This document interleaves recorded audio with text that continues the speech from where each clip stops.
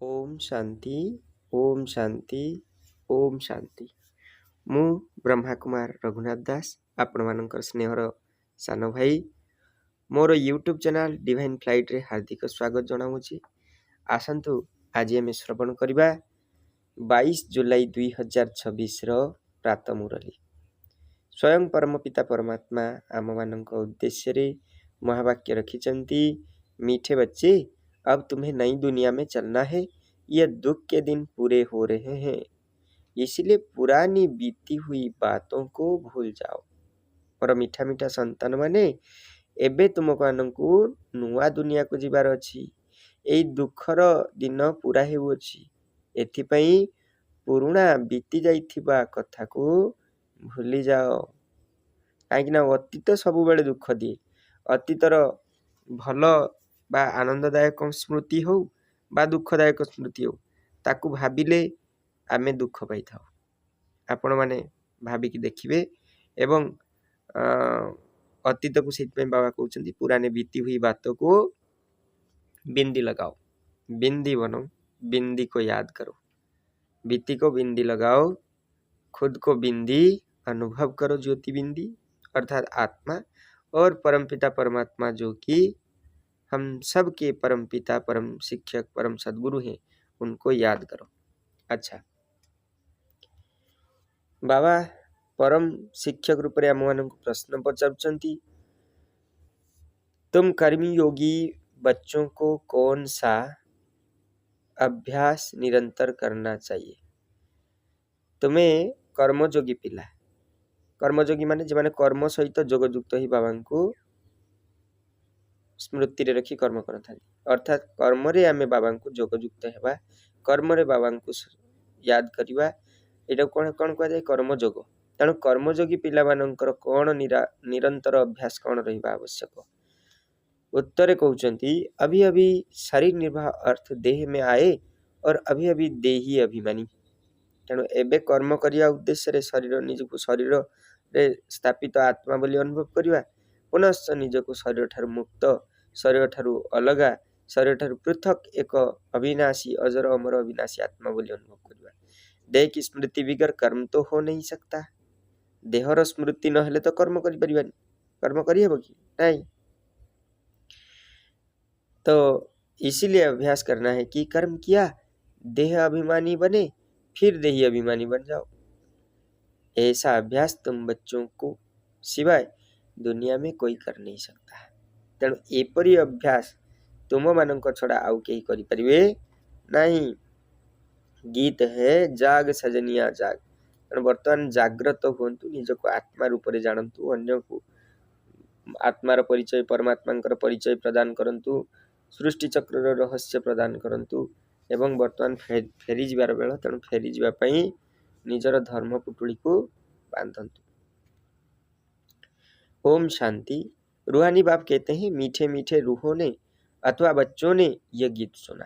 मोर मीठा मीठा संतान माने, मोर मीठा मीठा पिला माने कथा ये जो गीत शुणुचंती, इसको कहा जाता है ज्ञान की गीत। या को कौन कहा जाउची? ज्ञानर गीत, ज्ञान का गीत। यह गीत तो बहुत अच्छा है। तुम आत्माएं अब जाग गई हो, ड्रामा के राज को भी अभी तुम जान गए हो। तेणु आमे मीठा मीठा संतान माने बाबांकर एबे जाग्रत हो जाइछु। निजको शरीर भाविबा अर्थात सोइबा बा सुप्त अवस्था रहिबा, निजको आत्मा रूप रे चिन्हिबा, परम ब्रह्म परमात्मांकर वास्तव स्वरूप को जानिबा, एटा होची जागिबा बा जाग्रत हेबा। भक्ति मार्ग का तो कौतुक देख लिया है ना। जो कुछ बीता वो तुम्हारी बुद्धि में है। तुम अपने बीते हुए 84 जन्म की हिस्ट्री को जानते हो।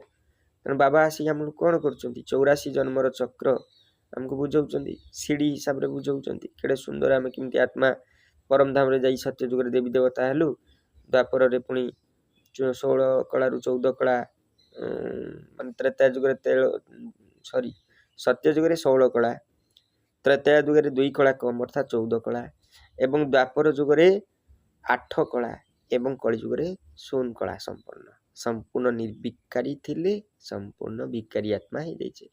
संपूर्ण सत्व प्रधान थिले, संपूर्ण तम प्रधान ही, संपूर्ण दैवी स्वभाव थिले, देवता थिले संपूर्ण आसुरी स्वभाव आसुरिक प्रवृत्ति युक्त हो जाए नहीं। यह है नई दुनिया के लिए नई बातें। बाप द्वारा तुम नई बातें सुनते हो। बाप बच्चों को धीरज देते हैं, बच्चे अब नई दुनिया में चलना है तो पुरानी बातों को भूल जाओ। कारण बर्तमान नुआ दुनिया को जीवार अच्छी तो पुराना दुनिया कथा भूल नहीं। जिते कौन अपेरा आम देखुचे अपेरा जो सरुची सरिया समय आउ कौन करू आ बसी रहू कि घर को जीवार चिंता करू केमती जीवा नहीं। यह वेद की सेमती ये अविनाशी नाटक बर्तमान कलिजुगर अंतिम पर्याय पुणी सत्य जुग आरंभ हो। तेणु एठू जीवार निजर धर्म पुटुड़ी बांध। यह वेद शास्त्र जो भी भक्ति मार्ग की सामग्री है ये सब खत्म होनी है। वहाँ भक्ति मार्ग का चिन्ह भी नहीं रहता, वहाँ तो भक्ति का फल मिल जाता है। तेणु भक्तिर फल सेठी मिले, भक्तिर आउ चिन्ह वर्ण न थाए। भक्तों को बाप आकर फल देते हैं, भक्तों को बाबा स्वयं आसी फल दूचंती नहीं। बच्चों ने जाना बाप कैसे आकर भक्ति का फल देते हैं। जिसने सबसे जास्ती भक्ति की है उनको जरूर जास्ती फल मिलेगा। जे जिते बेसी माने ज्ञान हो जोग हो इत्यादि करिथिबो से तार फल सेमती पाइबो। तुम जानते हो हम आत्माओं ने जास्ती भक्ति की है, जरूर ज्ञान में भी वो तीखे जाएंगे। जे माने भक्ति बेसी करछंती सेई माने ही ज्ञान रे आगुआ रहिबे, पुरुषार्थी तीव्र हेबे। तब इन लक्ष्मी नारायण जैसा पद पाएंगे। अब ज्ञान और योग के लिए तुम्हारा पुरुषार्थ है। देही अभिमानी हो रहना है, फिर देहधारी भी होना है। तेणु देह अभिमानी है कि मध्य रहिबा केतळे जेतळे कर्म करूचे सेतळे तो देह एटा हाथ द्वारा धरिया पई पड़िबो, तो सेतळे तो आमे कहि परियानी जे मु हाथ ठारू अलगा कहि हबनी। तेणु कर्म करिबा, कर्म समय रे देह अभिमान एवं कर्म सरिवा मात्र के निजको शरीर ठारू मुक्त आत्मा बोली अनुभव करिबा। कर्म करते हुए बाप को याद करना है। देह बिगड़ तो हर कर्म कर ना सकते, यह तो ठीक है। बाबा को याद करना है परंतु आपने को आत्मा समझे। तेणु कर्म करिबा सबु समय रे आमे बाबा को याद करिबा। प्रत्येक टी कर्म आमर जेमती जोगयुक्त होइके रहिबो, प्रत्येक समय रे आमे जेमती कर्मयोगी होइके रहिबा। काहेकि ना अंतमति सोगति केते बेले केउ क्षण रे आसी जीव से कथा कहि हबो नै। बड़ क्रूर काल बड़ अविश्वासी हावड़ी जीव से आचंबित आसी काल के दूरवर्ती भाभी जीए हसे काल आसी तार लुचि पछे बसे। तेणु जीवन रो अंतिम समय कथा तो कहि हबनी। तेणु बाबा को याद करिबा। अंतमति सोगति हिसाब रे हमरो आत्मा रो सद्गति मध्ये हो। ये तो ठीक है, बाबा को याद करना है परंतु आपने को आत्मा समझे। देह को भूला देने से काम नहीं होगा, कर्म तो करना ही होगा। तेणु देह को जे भूली जा सेमती कथा नुहे। देह को भूली गले काम आम करिपरिबा नहीं नहीं, किंतु कर्म भितर बाबा को रहिबा दरकार। हाथ में काम मन में राम कह जाए ना। हाथ रे काम चलथिबो किंतु मन भितर भगवानंकर चिंतन चलथिबो, संकल्प चलथिबो, जहाँ को आम जोग कहूचे नहीं। बाप की याद में बहुत मजा है। उठते बैठते चलते फिरते बाप को याद करो, परंतु फिर भी पेट को भजन तो चाहिए। बाबा पेटटा देइचंती से तो गोटे टाइम बोमा भली तार समय अनुसार तार बाजिया पई लागियो। आपण कर्म करंतु न करंतु कोठु आनिबे कौन करिवे से कथा तार बुझिबार नाही। समय समय रे से तार बाजिबार अछि। तेणु कर्म हमको करिया पई पड़िबो, कर्म हमको पड़िया पई करिया पई पड़िबो। कर्म भितर केमती धर्म को धरिकी चलिबा नहीं। देही अभिमानी हो रहना है। देही अभिमानी इस समय तुम बच्चों के सिवाय कोई भी नहीं। निज को आत्मा स्थिति रे रखिबा आम व्यतीत आउ केही भी नहंती। भल आपने को आत्मा भी समझे परंतु परमात्मा का परिचय नहीं। निज को जदि कई धर्मशास्त्र इत्यादि पढ़ी कौठु जानी नहीं थे जे मु आत्मा, फिर भी परमात्मा वास्तव स्वरूप जानती नहीं, जगयुक्त होगा जानती नहीं। भल समझे हम आत्मा अविनाशी है, यह शरीर विनाशी है, परंतु यह समझने से विकर्म विनाश नहीं होंगे। निज को केवल आत्मा जानी जीवा, शरीरटा विनाशशील बोली जानी जीवा, यह द्वारा तो आत्मार पवित्रता वृद्धि पाइबनी बा विकर्म विनाश हबनी। कहते भी हैं पुण्यात्मा पतित आत्मा कहा जाए ना। पुण्यात्मा पतित आत्मा माने पापी आत्मा। मैं आत्मा हूँ, मेरा यह शरीर है, यह तो कॉमन बात है। मूल बात बाप समझाते हैं कि मुझे याद करो। मूल कथा हूँ बाबा बुझाउछंती जे तुमे निज को आत्मा अनुभव करी मते चिंतन करो, मते याद करो, मु तुमर विकर्म विनाश करबी ना। शरीर निर्वाह अर्थ देह अभिमान में तो आना है, देह को खिलाना भी है, देह बिगर कुछ तो कर नहीं सकते। हर जन्म में अपना शरीर निर्वाह करते आते हो, कर्म करते हुए भी अपने मासूक को याद रखना है। उस मासूक का किसी को पूरा पता नहीं।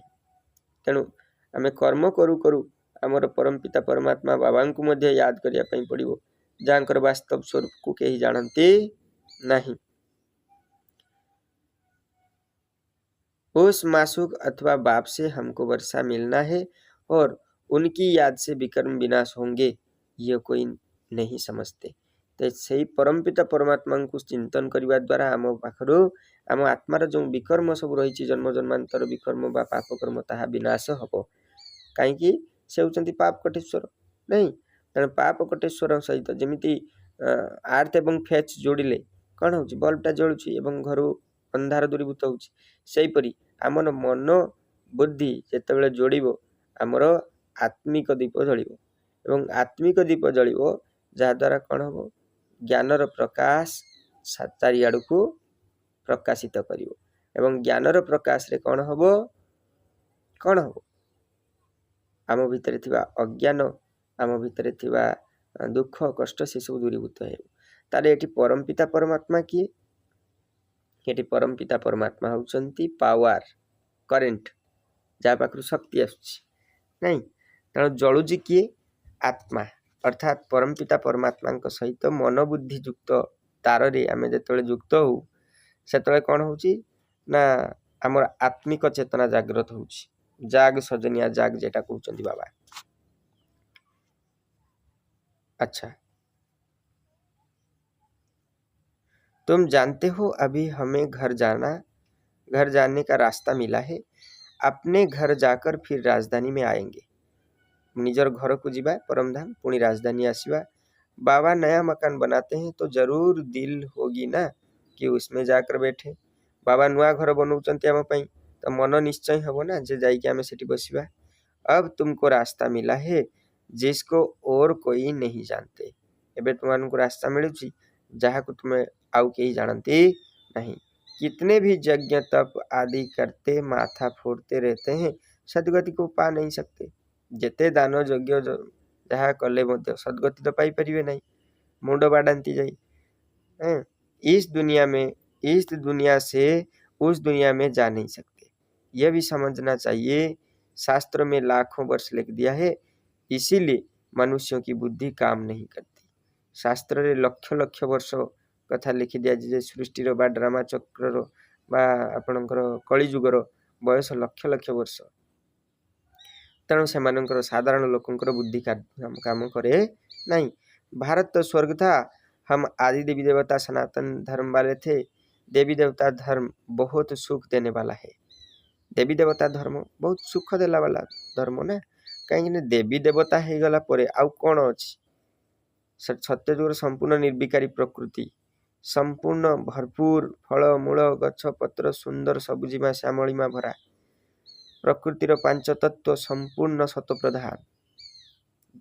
नदीर पानी मध्य अमृत तुल्य, जहाँ स्नान करने द्वारा देवता मानकर जो कांचन काया संपूर्ण सुवासित एवं निरोग रहिबो, सुस्थ रहिबो, अति सुंदर देखा जाउथो, उज्जवल देखा जाउथो। तेणु छोट छोट गछरे मध्य विभिन्न किसमर विभिन्न स्वादिष्ट फलमूल भरपूर होइथिबो। गोटे घाटरे बाघ एवं गाई पानी पीउथिबे। तेणु केते सुंदर प्रकृति, शतप्रधान प्रकृति नहीं। समस्ते सुना हीरार राजमहल रे रहउथिबे, संपूर्ण भरपूर माँ धरित्री जमती सब किसी अजाड़ी देथिबे। अच्छा, देवी देवता धर्म बहुत सुख देने वाला है। भारत जैसा सुख कोई भी पा नहीं सकता। स्वर्ग में तो और कोई धर्म वाला जा ना सके, तुम्हारे जैसा सुख और कोई को हो ना सके। कितना भी प्रयत्न करे, धन खर्च करे, फिर भी स्वर्ग में फिर में जो सुख मिले वो मिल ना सके। केते भी आमे टंका खर्च करिबा, स्वर्ग रे जो सुख मिलिबे एठी से सुख कर दे परिबा कि नहीं? केबे भी नहीं। किसी को हेल्थ होगी तो वेल्थ नहीं होगी, बर्तमान कहा पाखरे जदि सुंदर स्वास्थ्य अच्छी पाखे टंका नहीं, जहाँ पाखे टंका अच्छी पाखे खाइबा समय नहीं, तेणु विभिन्न प्रकार जिनिस। यह है ही दुख की दुनिया। तो अब बाप कहते हैं हे आत्माएं जागो। तेणु बाबा एवं बुझाऊँ हे आत्मागण, हे आत्मा माने तुम्हें जागृत हो। तुमको अब ज्ञान का सितारा ने अब तुमको ज्ञान का तीसरा नेत्र मिला है, ज्ञानर तृतीय नेत्र मिलुची। कितनी जागृति आई है, तुम सारी दुनिया की हिस्ट्री जोग्राफी जानते हो। तुम्हें केते जागृत होइच तुमको सारा दुनियार हिस्ट्री जोग्राफी मिलुची। केमिति दुनिया सृष्टि है, केमिति बाबा आसी ज्ञान शुणाउछंती, केमिति देवी देवता धर्मर प्रतिष्ठा है। बाप जानी जानन हार है ना, बाबा सब जानी ना। इसका मतलब है यह नहीं कि सबके दिलों को जानता, यार अर्थ नु जैसे समस्त हृदय को जानी।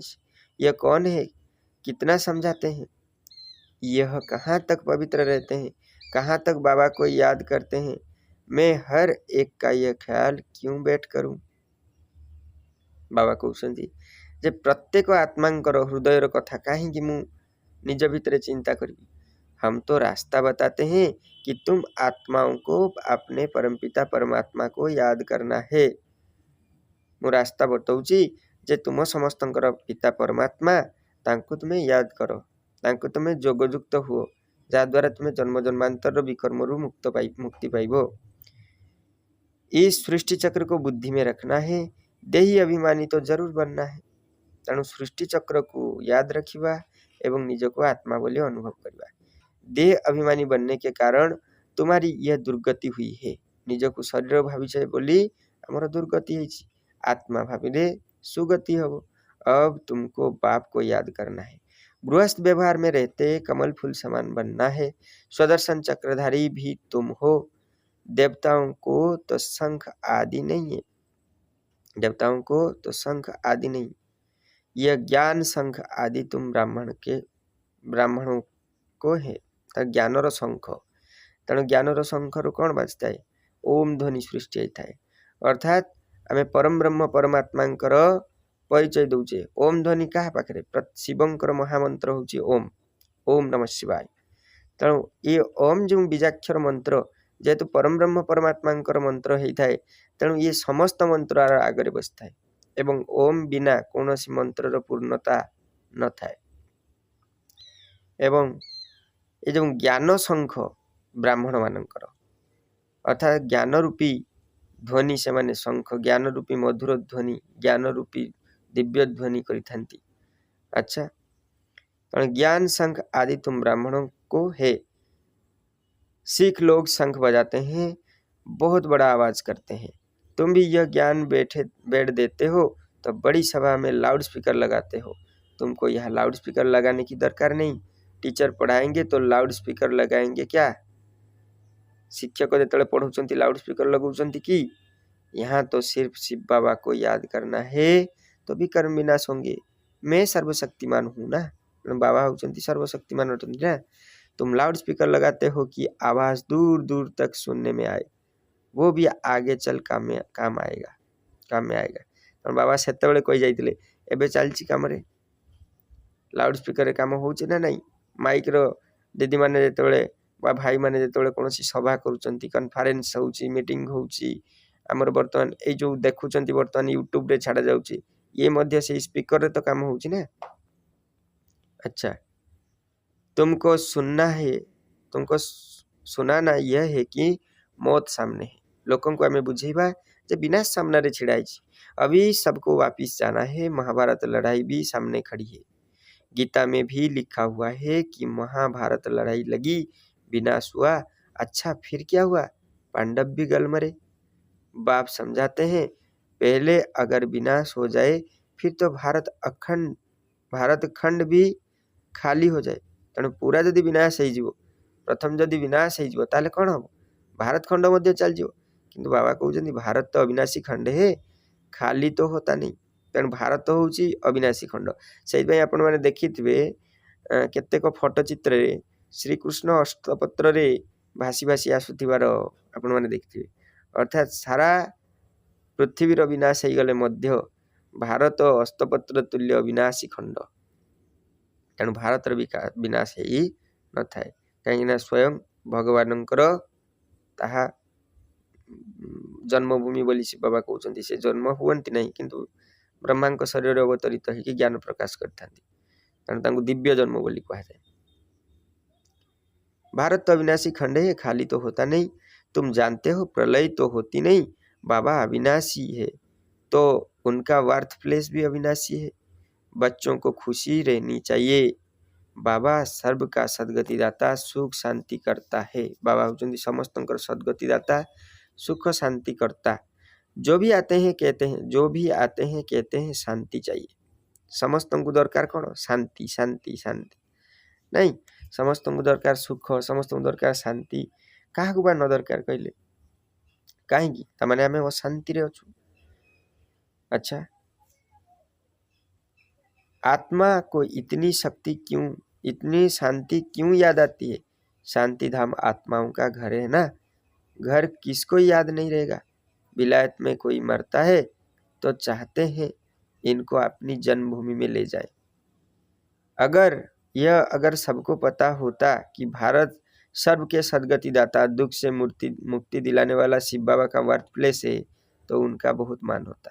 तेणु समस्ते यदि जानी पकेबे जे सतरे भारत होउची परमपिता परमात्मा बा भगवानंकर बर्थ प्लेस अर्थात अवतरण भूमि, ताले सत को सत भारत रे एते लोकंकर भिड़ लागिबो, एते लोकंकर भिड़ लागिबो जे रहिबा पाई मध्य स्थान कुळेबो नहीं, स्थान नियंत्रण। एक ही शिव बाबा के ऊपर आकर फूल चढ़ाए। अब तो कितनों के ऊपर फूल चढ़ाते रहते हैं। नहीं, केवल बाबा के ऊपर फूल चढ़ा जाए किंतु एबे तो केते ऊपर आमर 33 कोटी देवी देवता बाद पुणी गछ लता पहाड़ पत्थर इत्यादि आम सब पूजा करता हूँ। नहीं, जो सबको कहा को आमे कहार आस्था को धोखा बा आस्था को ठेस पहुँचला भाया किसी कहबार नहीं। किंतु कथा हूँ भगवान बुझौचंती जे काष्ठ पाषाण तरुलता पूजंती होई नीतिमता। अर्थात निज मते खोजी खोजी खोजी खोजी से माने काठ पाषाण तरुलता सबु किछि पूजा कर दियंती किंतु निज को न जानिथिबा कारण मते मध्य जानि पारंती नहीं। निज को आत्मा अनुभव कले सिना जने परमात्मा को पाइबो, परमात्मा को पाइबार रास्ता खोजिबो। अच्छा, जो सबको सुख शांति देने वाला है उनका नाम निशान गुम कर दिया है। जो बाप को अच्छी रीति जानते हैं वही वर्षा लेने का पुरुषार्थ करते हैं। मेरा नाम ही है दुख हरता सुख करता। तेणु शिव बाबा नाम कौन? दुख हरता सुख करता। दुख से लिबरेट करके क्या करेंगे? तुम जानते हो शांति धाम में शांत रहते हैं, सुख धाम में सुख है। शांति धाम रे शांति, सुख धाम रे सुख। शांति धाम की जगह अलग, सुख धाम की अलग। यह तो है ही दुख धाम, एडा हूँ तो दुख धाम। शांति धाम परम धाम, सुख धाम हूँ वैकुंठ, एबे तो दुख धाम। सबको इस समय दुखी ही दुख है, सबको इस समय दुख ही दुख है। अभी तुम जानते हो हम ऐसे सुख में जाते हैं जहाँ 21 जन कोई प्रकार का दुख नहीं रहेगा। नाम ही है सुखधाम, नाम हो सुखधाम। कितना मीठा नाम है। बाप कहते हैं तुमको कोई तकलीफ नहीं देते, सिर्फ बाबा को और वर्षे को याद करना है। आपने को आत्मा समझना है। यह ज्ञान तुमको बाबा सिखला रहे हैं। तेणु बाबा कहते मुझे तुमको कौन सी परिश्रम कला भाया काम दूनी, केवल बाबा को याद करवा, बाबा पाखर मिलुता संपत्ति को याद करवा। सतयुग में आत्मा का ज्ञान है। हम आत्मा यह शरीर छोड़ दूसरा जन्म लेंगे, इसको आत्मा अभिमानी कहा जाता है।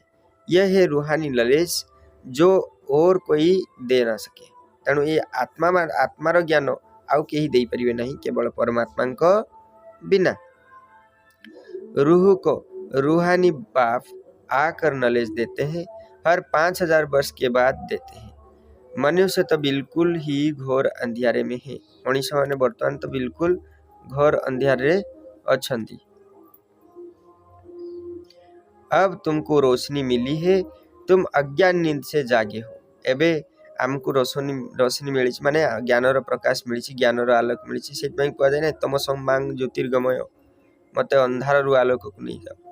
मृत्युर्मांग अमृतम गमय अर्थात मृत्युरु मते अमरत्व आड़ को नहीं जाओ अर्थात आम जो शरीर भावु निजक कौन हो आम भावु जे आम मरजु कि जो आम निजक आत्मा बोली जानू से आम जानू जे आम हूँ वास्तव में अजर अमर अविनाशी आत्मा नैनं छिंदति शस्त्राणी नैनं दहति पावक न चैन क्लेदयांत पनो शैति मारुत नहीं। तेणु रूह को रूहानी बाबा आकर नॉलेज देते हैं, हर 5000 वर्ष के बाद देते हैं।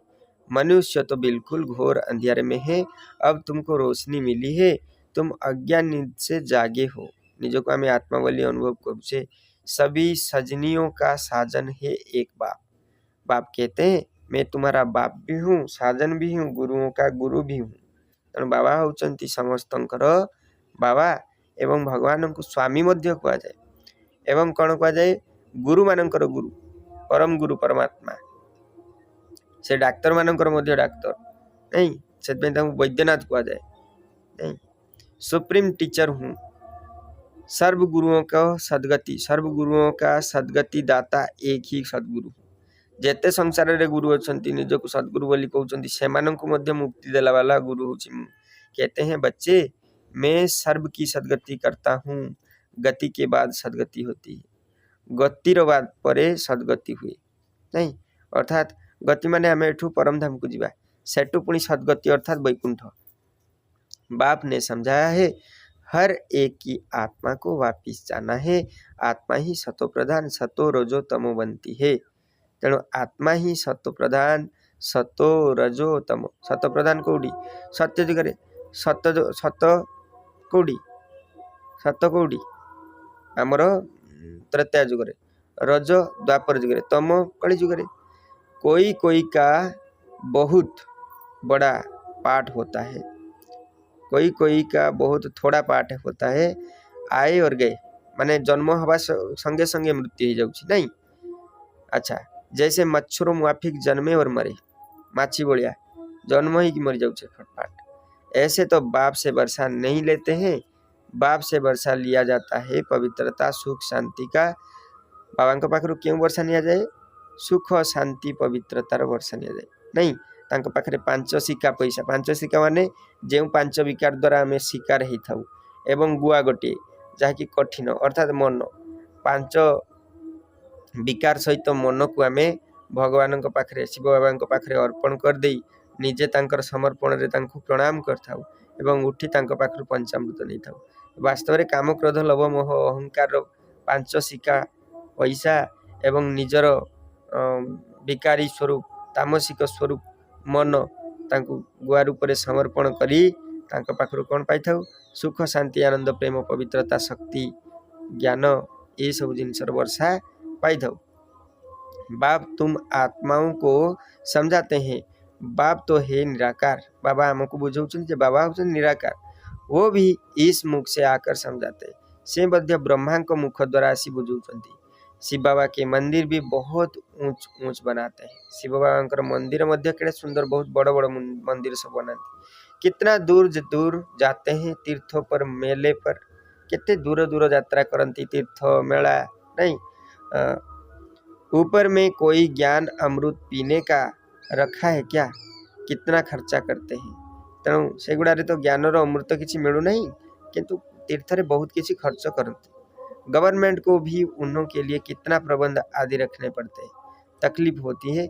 यहाँ तीर्थों पर छोटे बच्चों को कैसे ले जाएंगे? बच्चों आदि को कोई ना कोई को सामान लिए दी जाती है। बच्चों आदि को कोई ना कोई को संभालने लिए दे जाते हैं, साथ में नहीं ले जाते। पिला को नहीं पारे घर पाखे संभाल क्या गोटे रखा पड़े।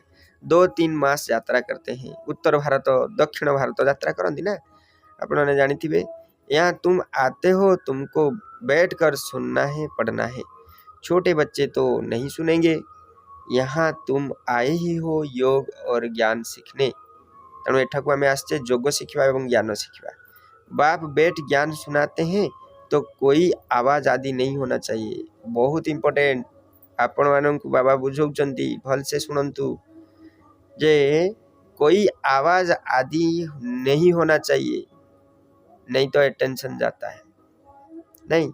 तेणु मुरली आपण मैंने जो क्लास करुँच मुरली शुणा समय कौन सी प्रकार डिस्टर्बांस हवा उचित नहीं, पिला नहीं छोट छोट पिला नहीं आसवा उचित नुहे नहीं। से माने आवाज करेंगे समस्त कुदृष्टि से पड़ो। कुदृष्टि बोले माने गोटे कौन संकल्प गोटे खराब आसो तो जोटा पिला उपरे पड़ता है नेगेटिव इफेक्ट हुए। तेणु आनिबा उचित नुहे, कौन सी प्रकार आवाज करिया उचित नुहे। आवश्यक स्थले आपण माने बाहर को जाई आराम से कथा ही आसपारे,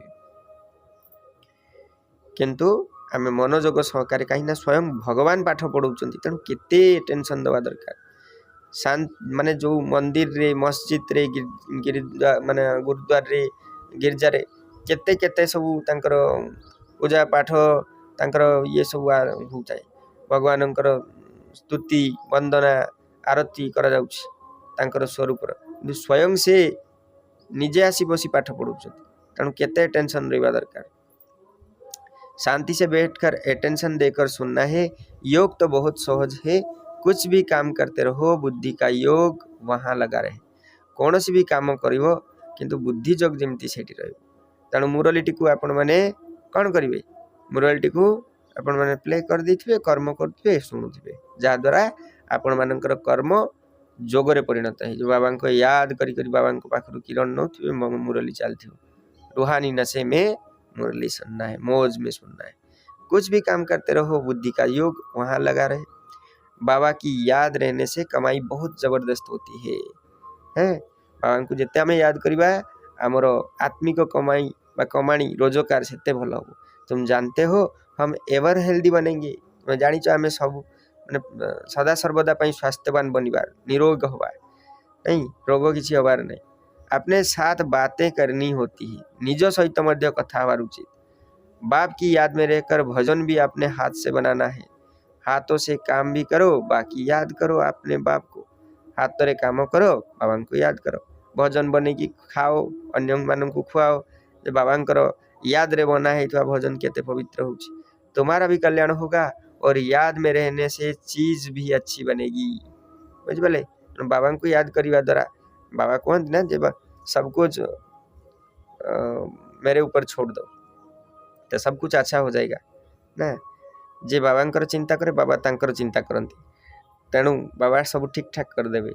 हाँ, तुमको विश्व की बादशाही मिलती है, तुम यहाँ आते ही हो लक्ष्मी नारायण बनने। सब कहते हैं हम सूर्यवंशी बनेंगे। तुम जानते हो हमारे मामा बाबा इस समय ब्रह्मा सरस्वती हैं, दूसरे जन्म में लक्ष्मी नारायण बनेंगे, भविष्य में कोई क्या बनेंगे। ऐसे किसके जन्म का पता नहीं है। ये भविष्य तेरे कौन हो से कथा कही है कि नहीं। नेहरू क्या जाकर बना क्या पता।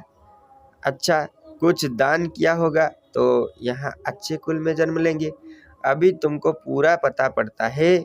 अभी इनका नाम है आदिदेव ब्रह्मा, आदि देवी सरस्वती।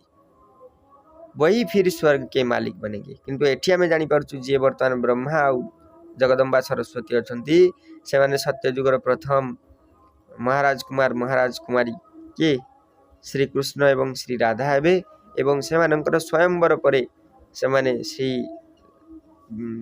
नारायण एवं श्री लक्ष्मी हेबे। अच्छा,